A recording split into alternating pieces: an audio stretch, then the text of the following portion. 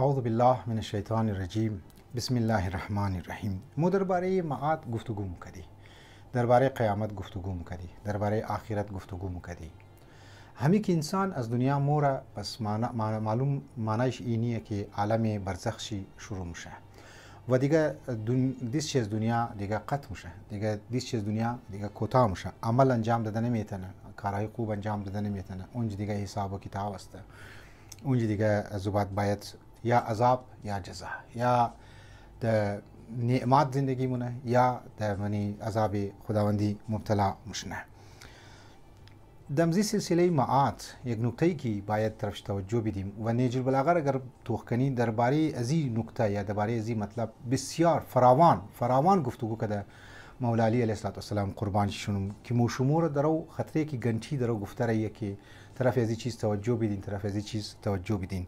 شما توخکین یک زن گردنبند که میگیره، یک هار که میگیره یا یک طلایی که در گردن خو میندازه، کوشش یمی است، چون که زنها معمولا طلا خوش ترن، جواهرات خوش ترن، سونه خوش ترن، در گردن خو میله کوشش نکیر از خود جدا نکنه، خاصن که یگو لاکیت باشه، هلکم باشه، از خود خوره جدا نمونه. مرگ هم همیتر است. مرگ یکی از نشانی های عالم آخرت است که تو درو واردی دیگه دنیا شدی، تو دیگه واردی یک دنیای شدی که اون بسیار وسیع است و حقیقت هم امو هست.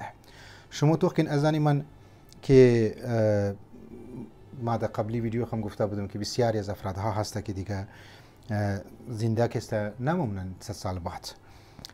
امام حسین علیه السلام گفتگو مونه با حضرت زینب سلام الله علیها که چی میگه؟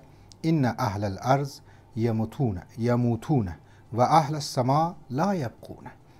اهل زمین و اینها تمامیشی فوت مونه، انسان ها از این دنیا موره، اهل آسمان هم باقی نمونه، در آسمان ها هم یه چیز نمونه. وقتی قیامت آمد اذا زلزلت الارض زلزالها همشه دیگه مو از دنیای مادی، انسان ها از دنیای مادی موره به طرف دنیای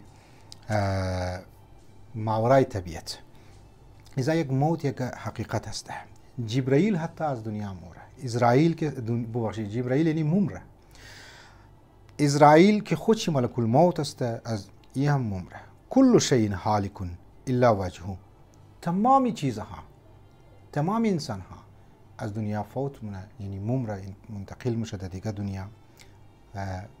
انسان های زید دنیا اگر توخ کنی، خود جبرائیل هم یک وقت میشه که باید فوت کنه. فقط وجه پروردگار عالم، ذات پروردگار عالم زنده ممنه. لذا امام حسین علیه السلام با یاد قیامت خود خورم آرام مونه، زینب سلام الله علیها خواهر خورم آرام مونه. اصلا اگر توخ کنی در ششم محرم امام حسین علیه السلام کد عمر سعد کی گفتگو کد، اورم امی مطلب معاد را گشزد کد و یاد دهانی کد.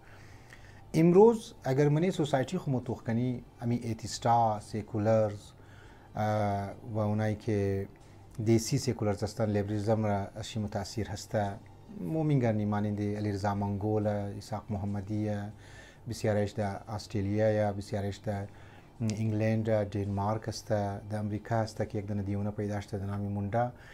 اینها را وقتی که مسئله معاد را بگی او مگه معاد را کی دیده، قیامت را کی دیده، اینها دیگه ختم الله علی قلوبهم و علی سمعهم و علی ابصارهم هسته. یعنی اینها دلش قفل لگیده، نه چیمایش کور است، اینها گوشایش کر است، اینها دیگه ایمان نمیره. و جای افسوسیه که مذهبی افرادها در منی سوشال میدیا بعض اوقات اینها را فالو مونن و اینها را از گوایش بعض اوقات متاثر میشن. موز خود خو ایدئولوژی داری، موز خود خو عقیده داری، موز خود خو فیت داری که مطابق لاجیک، مطابق منطق و مطابق عقلی دلایل مو آخرت هم ثابت مونی، مو آرامیش که در دنیا پیدا میتنی مو اورم عقلی دلایل ثابت مونی. لذا از من موت یک حقیقت است که قابل انکار نیست. لذا مو این نکته را که میخواستم بگم که موت را مو انکار نمیتنی و باید یاد موت داشته باشی. معنیش است که آهسته آهسته مو برای زو دنیا هم توجه کنیم، به دنیای حقیقی، به دنیای بسیار وسیع هم آمادگی داشته باشی. توشه راه برای خود جمع کنیم، باید اعمال که است جمع کنیم. لذا عمر سعد اگر در ششم محرم نفهمید، بسیاری از افرادها از مو هم نمیفهمه متاسفانه. خدا تمامی از مو را در راه راست هدایت کنه و یاد مرگ را و یاد قیامت را مور توفیق بده که مو هیچ وقت فراموش نکنی. و السلام علیکم و رحمت الله و برکاته.